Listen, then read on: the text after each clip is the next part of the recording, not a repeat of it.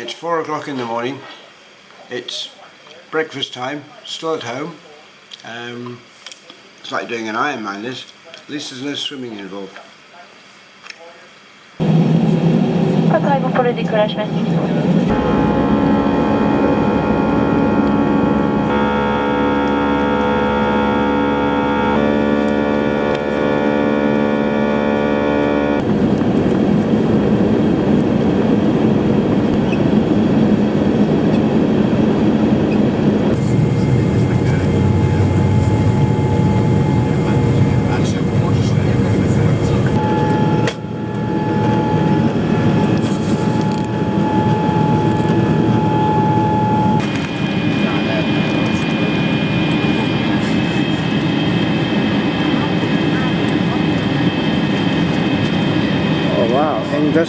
Industrial.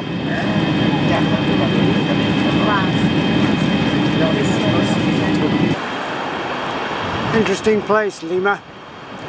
Down there you've got the beach, and up the top you've got where people live. And in the middle you've got a multi-lane highway with no obvious crossing points. So yesterday was a 2-hour wait, then a 9-hour bus ride out of Lima all the way down to somewhere very south in Peru.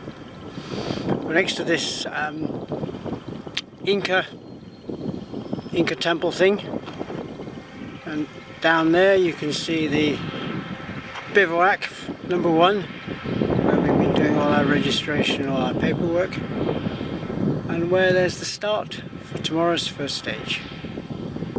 So on the right you can see all the tents.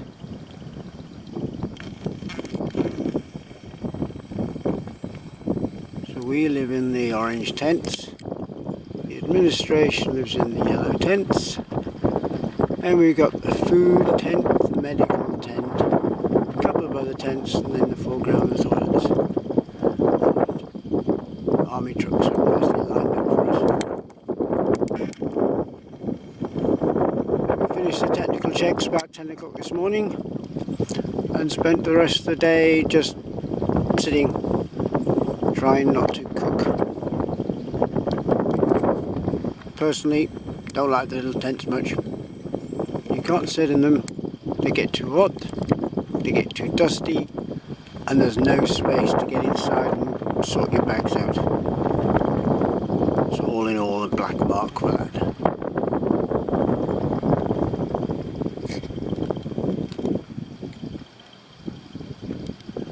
Anyway, just one day of lazing around, and tomorrow up at the crack of dawn, breakfast and go.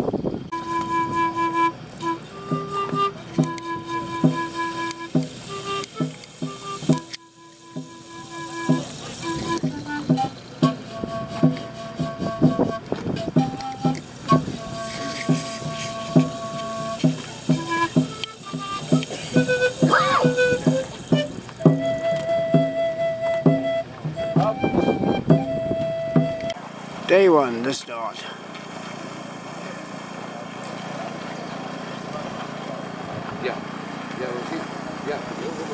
Everyone milling around. It's supposed to have started about 5 minutes ago, but there you go. Oh no, started in about 2 minutes.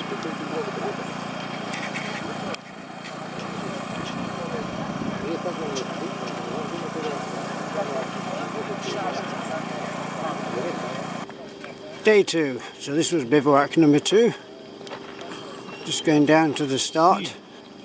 Sí, atención corredores. Buenos días corredores. I was in no state at all last night to make videos, unfortunately. Queremos salir lo más puntuales posibles a las 7 de la mañana. At 7. We'll wait till he's finished talking. So yes, yesterday was a bit of an epic. But, bit of a mess with water at checkpoints. It wasn't very clear what the next stage was supposed to be like, so I only took 1 bottle instead of 2, and the next stage was really hard, and I ran out of water and got dehydrated and all that stuff. So there we go, stage 1 done, only a few more to go. So today 42k up the hills, we'll see how we go. just get myself over to the start and off we go. So this is it. This is your extreme sightseeing, wandering through the desert. It's not bad. The sand's not so soft, so on the as in it's reasonably hard, so it's not actually too bad to walk through.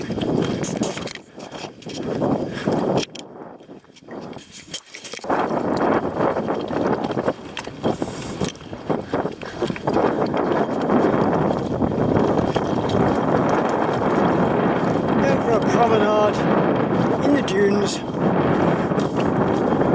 So today we're on stage 2, day 2, and we're at 18 kilometres in to a 40-kilometre day. And suddenly we got sandy, so it's definitely worthwhile doing some video and having a little chat with the world.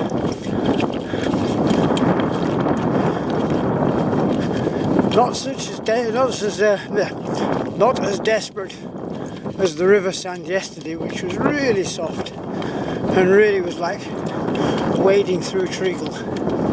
This stuff's actually quite solid, and if I didn't have 12 kilograms on me, I would definitely be jogging along.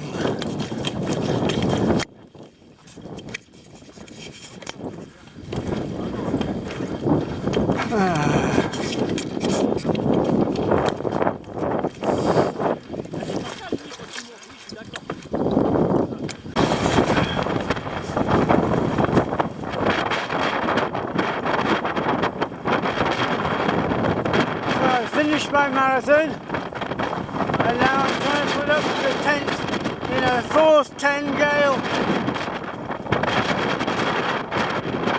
Get more rocks, I think. More rocks. Can't go wrong with more rocks.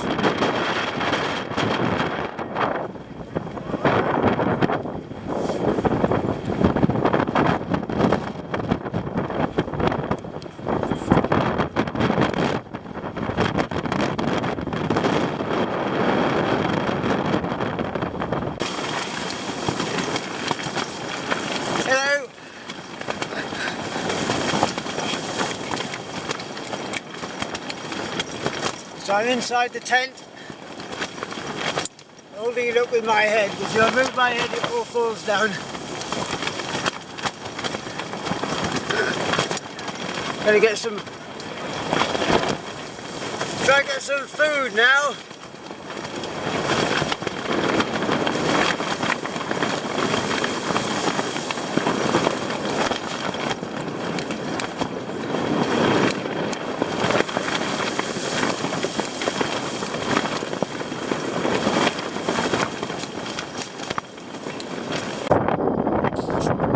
We're almost at the end of stage 3. You can see the bivouac over there.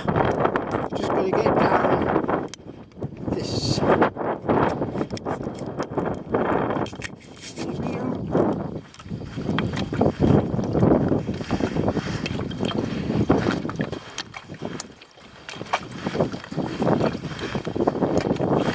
Ah! Now we're going to go up this one. That wasn't too bad, was it? Whew, nearly home.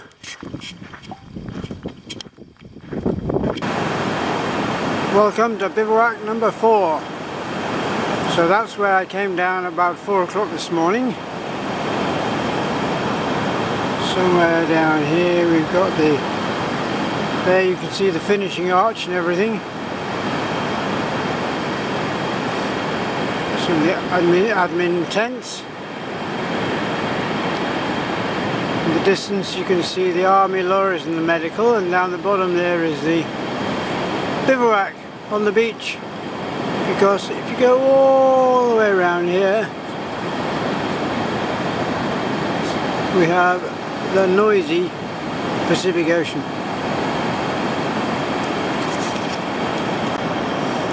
I think we're going over that hill tomorrow.